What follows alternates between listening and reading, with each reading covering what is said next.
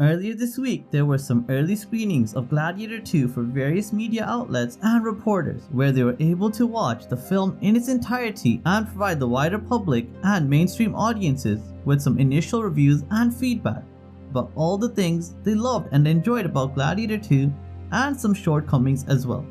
So in this video, I'll be going over the various early reviews available for Gladiator 2 and attempt to understand if this movie can live up to the hype of its predecessor and if it's a film worth watching overall.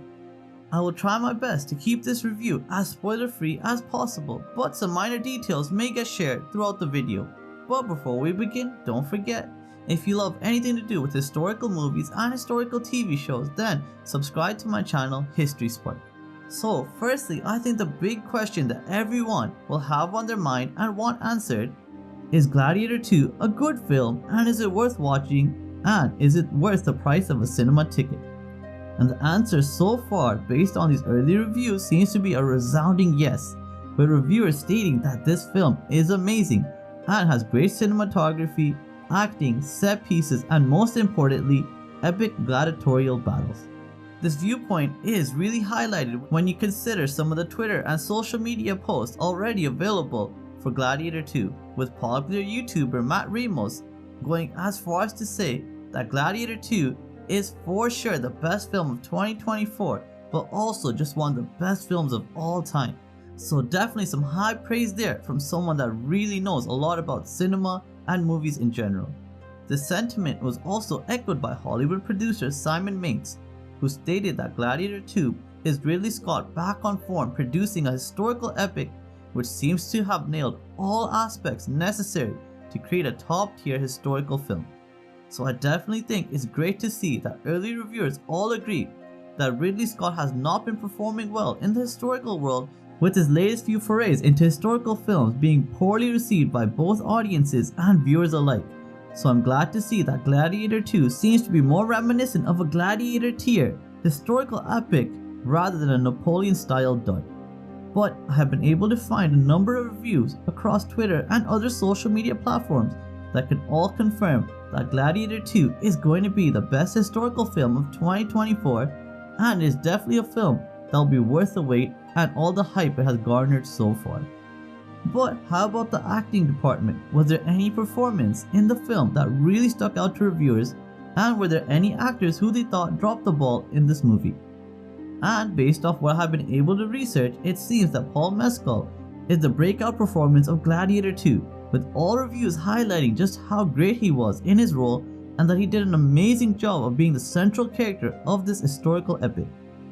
I have never watched a film with Paul Mescal before, but these early reviews have definitely made me excited to see how well this young new actor can handle a starring role in such a large blockbuster film.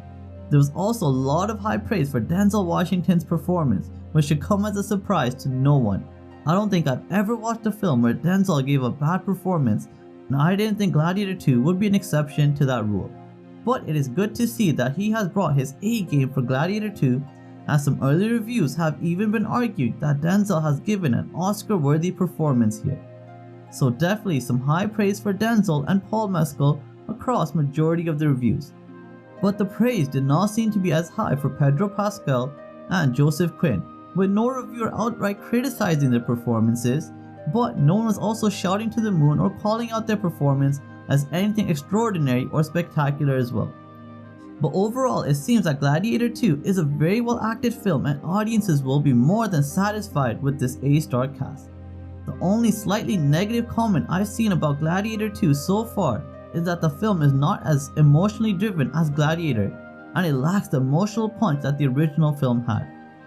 Which, if we are being honest, is such a minor critique about Gladiator 2 when we take into consideration the plethora of issues that have been present in Ridley Scott's recent historical epics such as The Last Duel, Napoleon, and Robin Hood, which suffered with major issues such as weak plots, poor characters, and some terrible acting in some of these films as well. So if the only criticism we have about this film so far is that the movie lacks emotional depth, and that is only according to some reviewers, then I think Gladiator 2 will be a film that will definitely appeal to majority of viewers.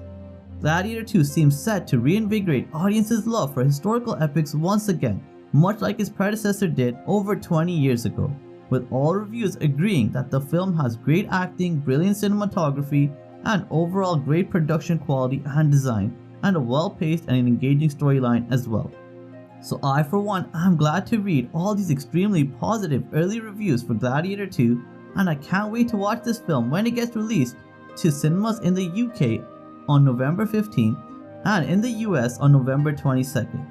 So let me know in the comments down below if you're excited and hyped for Gladiator 2 after hearing all these great initial early reviews,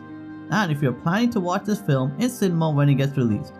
And as always, if you want to stay up to date with everything to do with historical movies and historical TV shows, then subscribe to my channel History Spark, and thank you so much for watching. Have a great day. Bye.